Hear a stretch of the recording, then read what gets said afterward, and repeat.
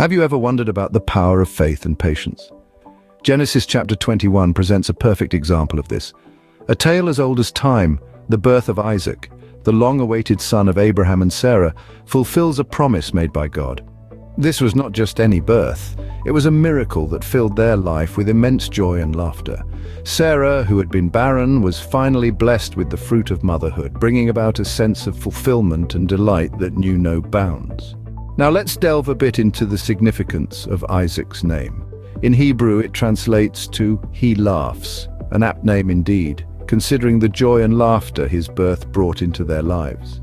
It's a story that beautifully encapsulates the essence of faith, patience, and the joy of fulfillment. And so, with the birth of Isaac, the promise God made to Abraham and Sarah was finally realized, a testament to the power of faith and patience. But with joy also comes tension, doesn't it?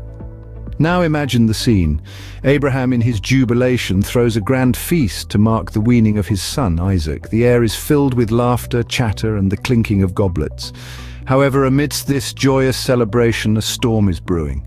The friction begins to surface between Sarah and Hagar, Abraham's concubine. Hagar, the mother of Abraham's firstborn Ishmael, finds herself at odds with Sarah. The tension is palpable, a stark contrast to the merriment that surrounds them. Sarah, driven by a protective instinct for her son Isaac, demands of Abraham the unthinkable. She insists that Hagar and Ishmael should be cast out, away from their home, away from their family. This demand, as one can imagine, leaves Abraham in a state of profound distress.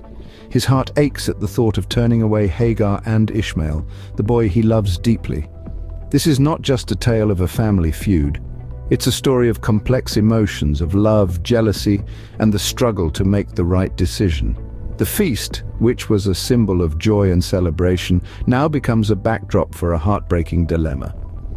In the midst of celebration, discord found its way, leading to a difficult decision that Abraham had to make.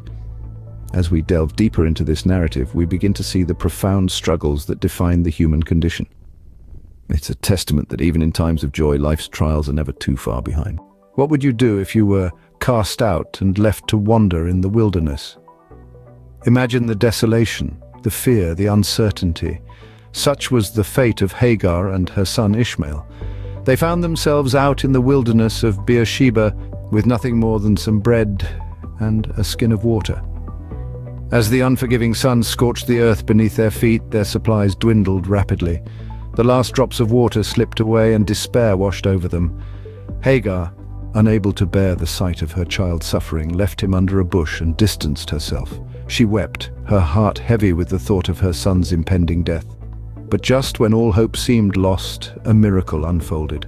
An angel of God appeared before Hagar. The angel's voice rang clear in the wilderness. "Fear not, Hagar, God has heard the boy's cries. Rise, lift the boy up and hold him with your hand, for I will make him a great nation."